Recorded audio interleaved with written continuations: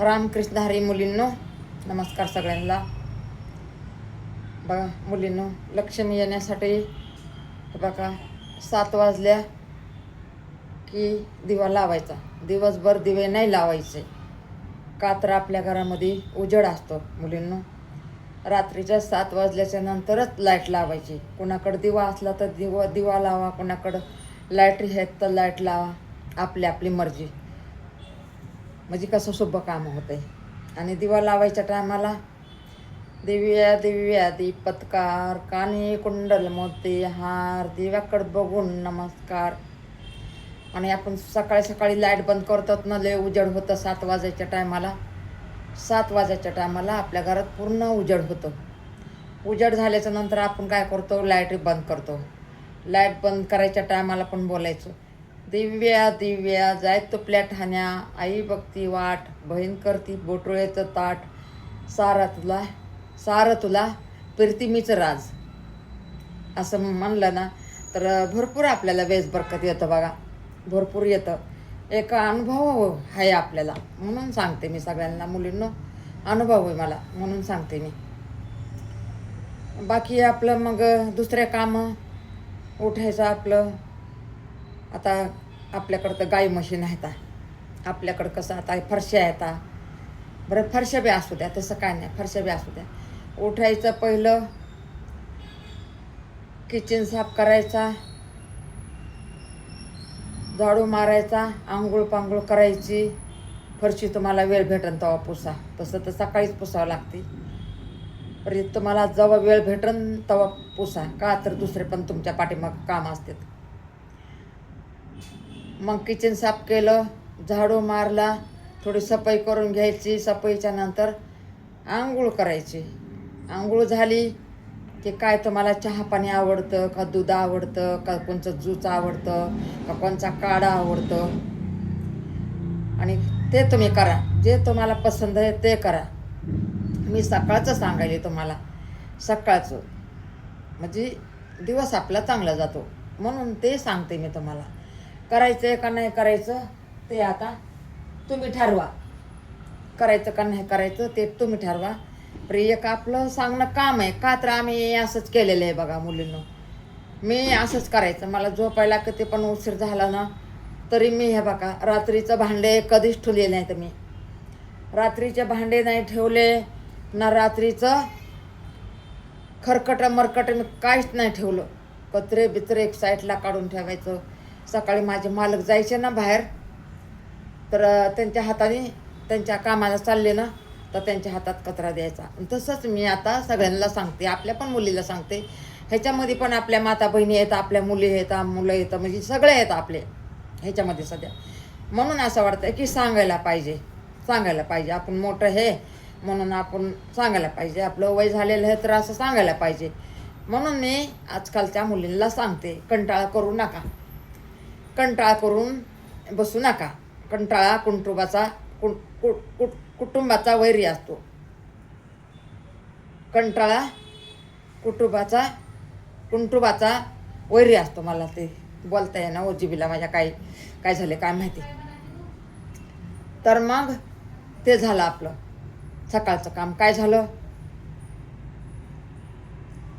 झाडू मारला, किचन साफ केलं, कचरा दिला, तुमचा चहा पाणी झाला, तुमचं दूध पाणी झालं, तुमचं सगळं झालं. त्याच्यानंतर मग तुम्हाला जर कामाला जायचं असलं तर तुम्ही कामाला जायचं असलं तर पटापटा उरका. तुम्ही घरचं काम, स्वयंपाक पाणी, दुपारचा लेकरं बाळं शाळातून येतात, मग खायला बघतात. त्यांना वाटतं काहीतरी आपली आई चांगलं वंगलं बनवून गेली असं, आपण खायला पाहिजे. आणि तुम्ही जर चांगलं वंगलं नाही बनवलं तर लेकरं काय खाणार हो. लेकरं काय डाळ आणि भाकर आणि बेसन आणि भाजी आवडते का. त्यांच्या पसंतीचं काहीतरी बनवावं लागेल ना तुम्हाला खायला. मग त्यांच्या पसंतीचं काहीतरी एवढं बनवून ठेवायचं. आणि कोणी गडी माणूस असलं किंवा वयस्कर माणूस असलं घरात, त्याच्यासाठी आपलं भाकर रोटी बनवा, ठीक आहे. मग बाकी तुम्ही कामाला गेलात, तुम्ही संध्याकाळी 5:30ला आलात किंवा 6ला आलात किंवा 5ला आलात, यायच्या टायमालाच भाजीची तयारी करायची. बाबा आपल्याला उद्या सकाळी भाजी काय पाहिजे. हा बाबा आपल्याकडं टमाटे नाही आहे, बटाटे नाही आहे, आपल्याकडं कोथिंबीर नाही, पुदिनी नाही, आपल्याकडं वांग नाही, कांदा नाही, आता गवार नाही, भेंडी नाही पोराच्या डब्यासाठी. ते तुम्ही कामावून सुटलात ना नक्कीच तुम्ही आणायला जावा. का तर घरी गेलं ना लेकरांना काय वाटतंय की आई आमची आता आमच्या पैशी बसावा, आम्हाला वेळ द्यावा आईंना थोडा. बघा आई तर कामावून आली तर आईला कामच असतं की दिवसभर राडा घालून ठेवतात लेकरं, ते काम असते, बाकीचं स्वयंपाकाचं काम असते. आईला काय सुख आहे का हो? आईला कोणचंच सुख नाही, कधीच सुख नाही. माणूस म्हणतंय मोठं लेकरं झाल्यावर सगळं होईल, आता लहान आहे म्हणून सगळं करायचं. काय नाही हो खरं, काय नाही खरं, सगळं खोटं आहे, सगळं खोटं आहे. म्हणून बघा आता आपलं तर त्या पुढं आपल्याला बघू अगर ना बघू, रे आता तर त्यांना सांभाळणं, त्यांना लहानाचं मोठं करणं, त्यांना काय पाहिजे काय नाही देणं घेणं, आपल्याला खाऊ पिऊ घालणं, ते तर त्या पोरांसाठी आपल्याला करावं लागतं ना. मग कामाने येता येतं भाजी आणायचं, काय बी तर मला आणायचं दूध हे ते लेकरला काय आवडीनिवडीचं यायच्या टायमालाच. मग एकदा लेकरं आपण जर घरात आलो ना, लेकरं आपल्याला सोडत नाहीत, महागं लागतात. मग पाणी आहे, पाऊस आहे, ऊन आहे, ताण आहे, कुठं त्या लेकराला घेऊन फिरायचं मंडईमध्ये मार्केटमध्ये. म्हणून बघा आपण हे कामं नक्कीच करायचे आणि संध्याकाळी बी आपलं खायचं प्यायचं काय बनवायचं आणि झोपायचं, आपलं लवकर झोपायचं, लवकर उठायचं, लवकर तेच काम करायचं. आता रोजचे तेच असते ना, माणसाचं जीवन म्हणल्याच्या नंतर रोज तीच रुटीन गया. आणायचं, कमवायचं, पैसे आणायचं, सामान आणायचं, घरात खर्च करायचा नाही हाय बघायचं, वापस कामं करायचे, वापस स्वयंपाक करायचा संध्याकाळी, वापस सकाळी नाश्ता करायचा, वापस दुपारचा स्वयंपाक करायचा. तीच आपली रुटीन चालू आहे जीवनभर. जीवनभर आपली तीच रुटीन आहे. हे काय त्यात काय बदल आहे का काय ह्याच्यात? काहीच नाही आहे. त्याच्यातून बी हे बघा काय तुम्ही देवाधर्माला जात असला सकाळी सकाळी तुम्हाला वेळ भेटला, वेळ तर कुणाला भेटत नाही. पण जे माता बहिणी घरी असतात त्यांना वेळ भेटतंय. त्यांना जर जायचं असलं मंदिरमध्ये, आपल्या लेकरांना नातरुंडांना पतरुंडांना घेऊन मंदिरात जावा. लेकराला कसं वळण लागते, छान देवाची ओढ लागते. मोठं झालं तर मग ते देवाचं नामस्मरण करताय. भले त्या देवाला जा तुम्ही, देवाला काही नका नेऊ, नुसतं हे बघा एवढा खडी साखरेचा खडा ठेवा, अगर साखर एवढी ठेवा, अगर एवढा गुळाचा खडा ठेवा. देव खुश. देव नाही म्हणत मला नारळ आणा, नारळ फोडा, मी खातो, काही म्हणत नाही. जरी तुम्ही नेत असलात, तुमच्याकडे पैसा पाणी आहे, तुमची ताकद आहे खर्च करायची 10-5 रुपये, तर तुम्ही न्या. मंदिराच्या बाहेर बसलेले असते तर गोर गरीब मंदिराच्या बाहेर बसलेले असतात. तुम्ही त्यांचा आत्मा शांत करा आणि नंतर हे बघा मंदिरामध्ये तुम्ही प्रसाद ठेवा. जरी तुम्हाला याद नसली तर हे बघा मंदिरामधून एवढा प्रसाद बचून आणा, राखून आणा आणि हे ते प्रसाद ह्या बाहेरच्या गोरगरिबाला द्या. ते लई मोठं पुण्य लागन तुम्हाला. बघा तेव्हा पुढं तुम्ही एवढाले प्रसाद ठेवताय. देव खातो का हो? नाही खात ना. ते माणसं खातात, त्यांना द्या ना. बिचारे गोरगरीब आहेत, ते खाण्यासाठी तरसतात, त्यांना द्या ना, त्यांना द्या. रामकृष्ण हरी मुलांनो, त्यांच्यासाठी करा. तुम्हाला काय करायचं ना त्यांच्यासाठी करा,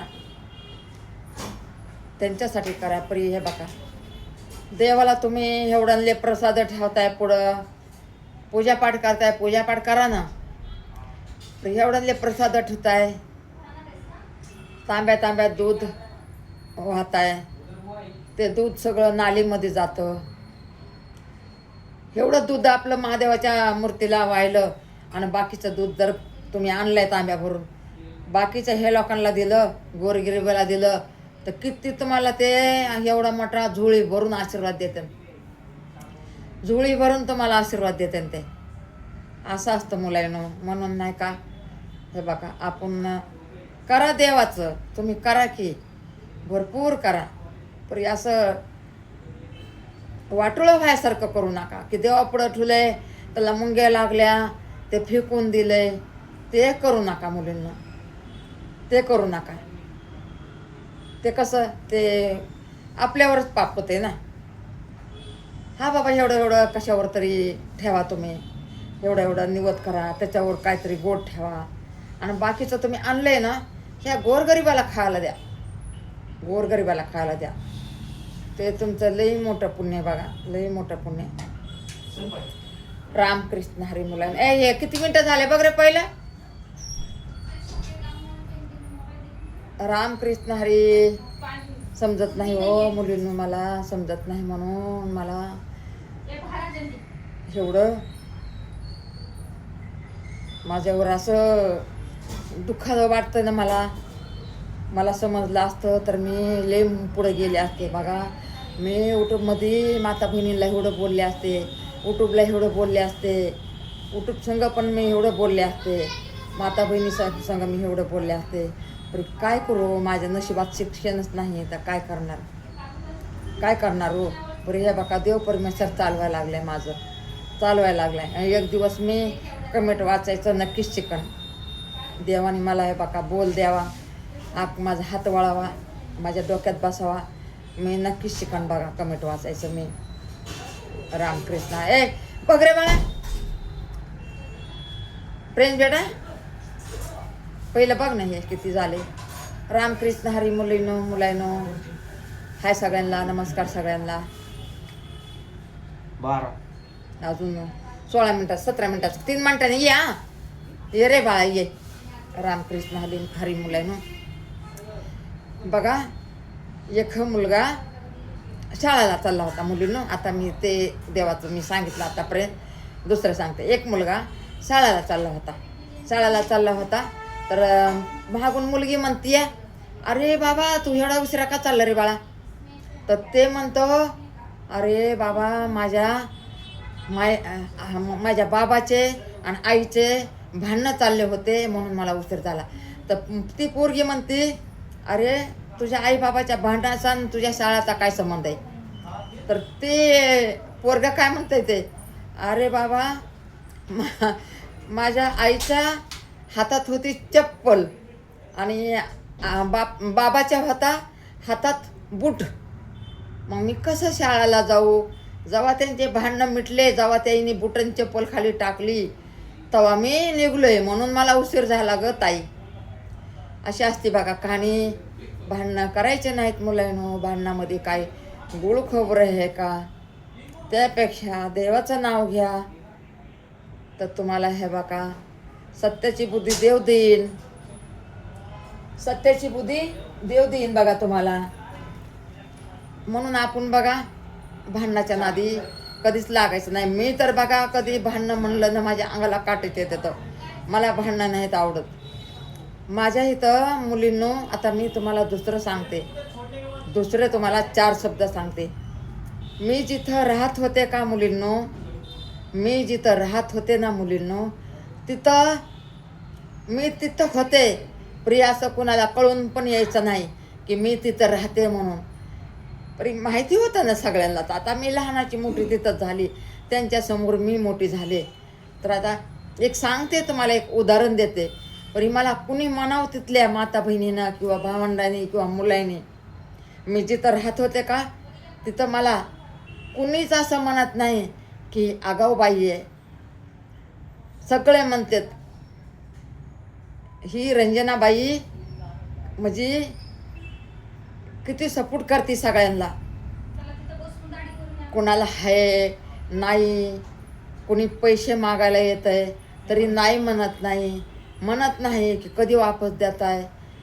कुणी पैसे नाही दिलं तरी मी त्याला मागायला जात नव्हते.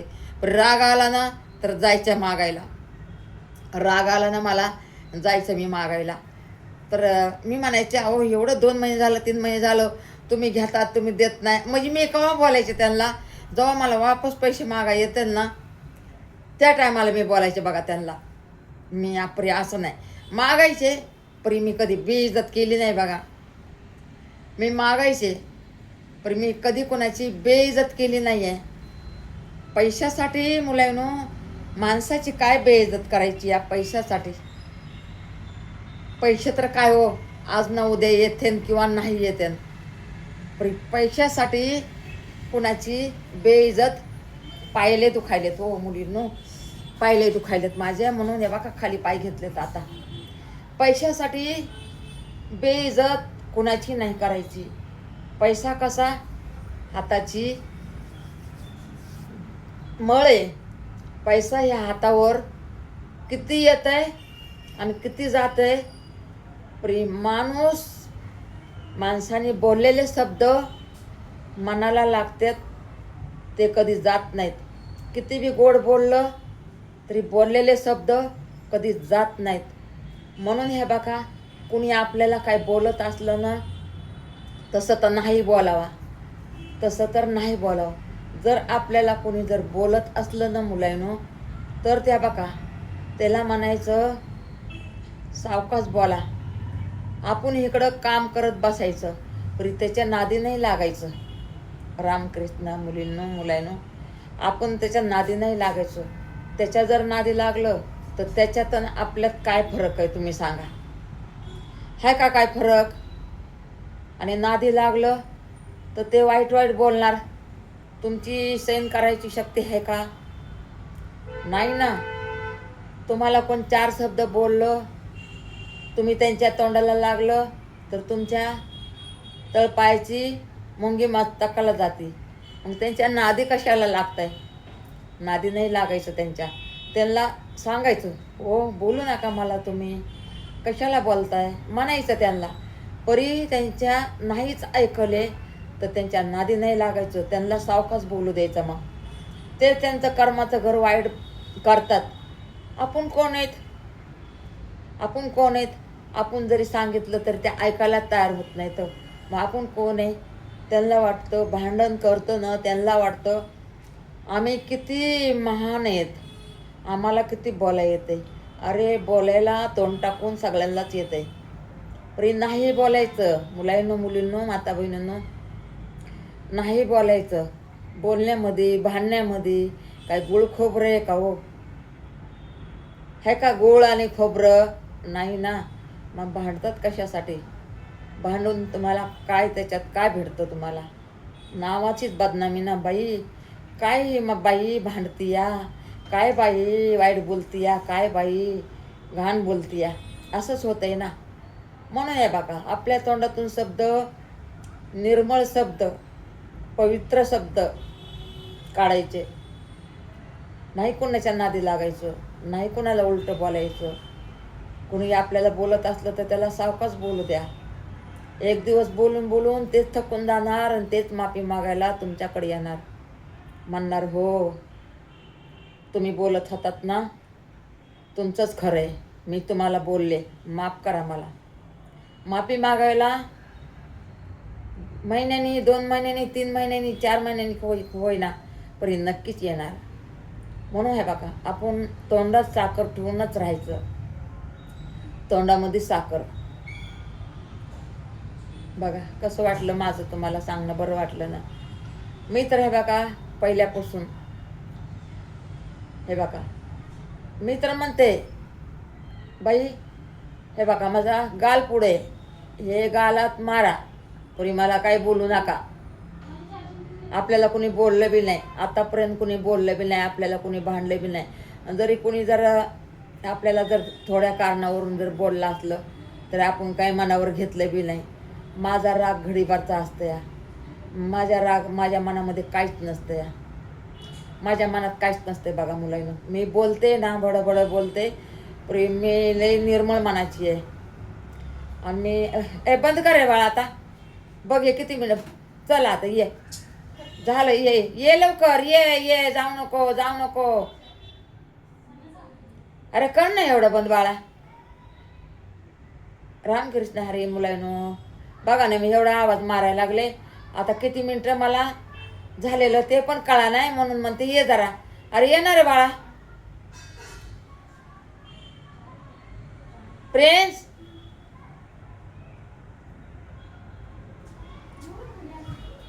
रामकृष्ण हरी मुला. टाइम बघ.